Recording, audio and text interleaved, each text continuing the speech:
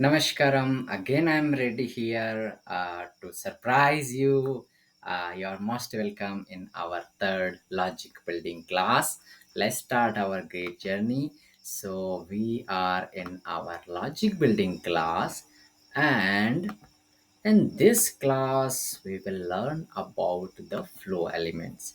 In the previous class, we saw a flow and we were not able to understand what is these flow elements are. Basically, what's their use, how we can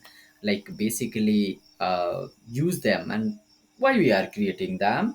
So that's the thing. So we will cover all of these things in this particular class. So what are the flow elements? So basically, as the basic elements, we just have five elements: start, flow, uh, start or stop element.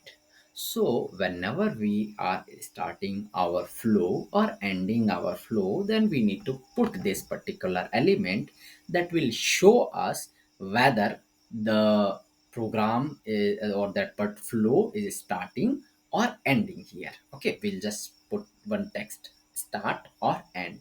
So that way we will know that from here the flow is starting, then it's going here, then it's going here, then it's going here, and then it's ending over here. So that's the way you need to write it and you can use it. So I have put some description for this one also, that it is used at the beginning or end of of the algorithm, or to show the start or end of that program or that flow.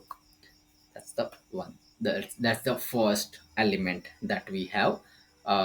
Then we have process. Okay, so suppose you want to perform some mathematical calculation where computer need to do some program, some processing. Okay, whenever you are thinking that here computer need to do some kind of processing, then you need to put that one in a process element. And basically this is just an rectangle. Okay, just a rectangle basically. We will put just input inside this one. Okay, whatever processing we are doing, maybe we will do mathematical calculation or we will be printing something. So on that particular scenario we need to use our process element.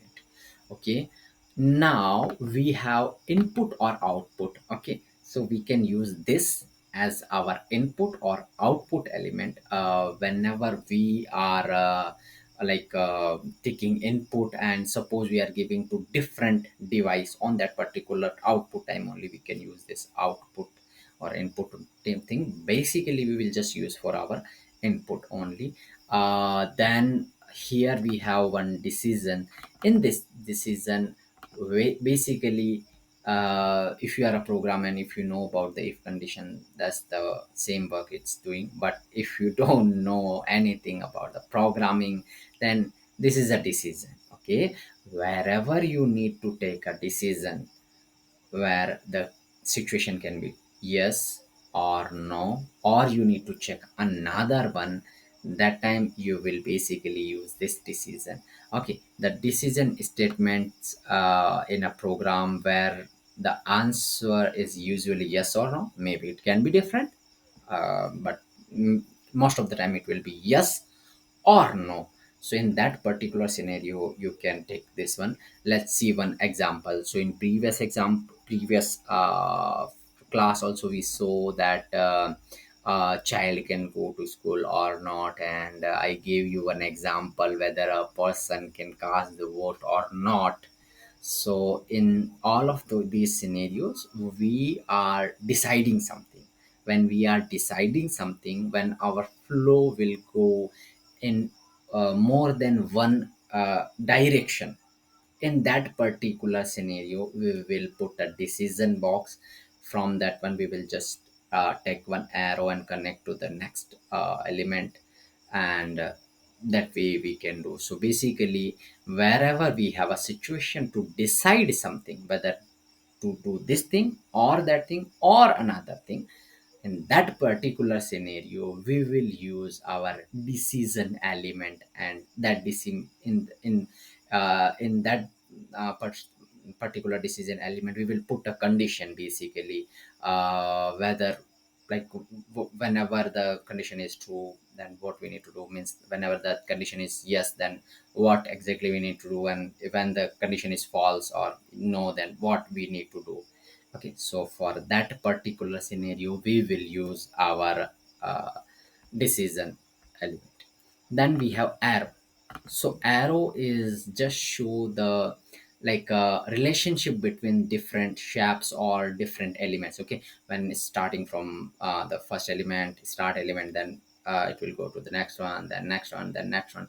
It will just connect our nodes basically. So it will just like show us the relationship. Okay, now let's see an example. Okay, so whether a person can cast the vote or not. So in the previous class I gave you this example. So here like as an assignment, but now I am only explaining this thing. Definitely we will not do the same thing in the upcoming classes, but here I am doing this thing to just show you basically how we can use these elements. So in the starting of our flow you can see basically I'm using app.io, sorry, diagram. So in the next upcoming class I will show you where actually you can do all of these things, how you can write this particular thing. But right now you can just put in your copy and just take the pen, you can write it, you can draw it anywhere you want to draw. Just submit the assignment, that's the only thing we need.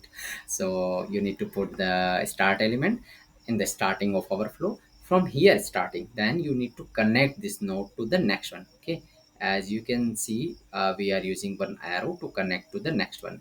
Here we are taking as input, edge is input, that's why we are using this one.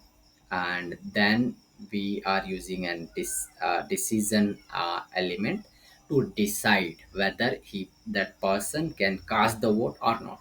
So here we are putting this condition, this is the main condition. So like whenever the requirement will be there in front of us whether a person can cast the vote or not, in that particular scenario we need to think that who can actually cast the vote. Whoever is 18 years old or more than that, he can cast the vote. Definitely if a person or a child is 12 years old, then he can't cast the vote. So it means if the age is greater than equal to 18, means he can cast the vote. So that's the logic. So we can write that particular logic over here. But we have to test it. Then definitely if the age is 17, he can't cast the vote. If the age is 19, he can cast the vote. It means it will pass this on this particular condition. So is coming from here start, then taking age as input, then from this decision we are deciding if it's yes, then sorry I need to put no over here and yes over here. Okay, so basically if this condition is no, suppose the age is just 15, then definitely it will be no. If it is no, then we are just printing you cannot cast the vote, then it will just go to the and element. And if the age is greater than equal to 18, yes, then we will just print you can cast the vote. Like that way, this is a basic flow actually, and an example of how basically we can use these particular elements. Now I have another surprise for you. In every class I have surprises for you. So currently I'm just giving a single one. Definitely in upcoming classes I will give a lot of surprises, but this is your surprise. This is no, this is the person always you are seeing. But here is your, oh, why it's not going? Because it's not happy from you. You need to go for the next one. Hey, why you are not going there? Oh, it's here. Okay, you need to create a flow. diagram to show whether a person can marry or not. That's his choice, but logically, he can when he can marry and he can't. So, like according to the law, you need to build it. So you just need to think about the solution. When a person can marry, if you are from India, then you know the answer, and I also know. So that's why you need to create this flow, and you need to submit in our classroom, or you need to send a mail. But if you are not able to complete it, then I will be not happy from you. So definitely, you need to submit this assignment, whatever you can build, if whether it can be like a wrong flow, I will not care about that one, no issues. We will connect with you and we'll show the exact thing why we need to do those things. Everything will explain to you, but we need the assignment on time. So that's it for this class. We will meet in the next class. Thank you so much for watching this complete video. We will meet in the next class. Till that, bye bye. Jai Hind.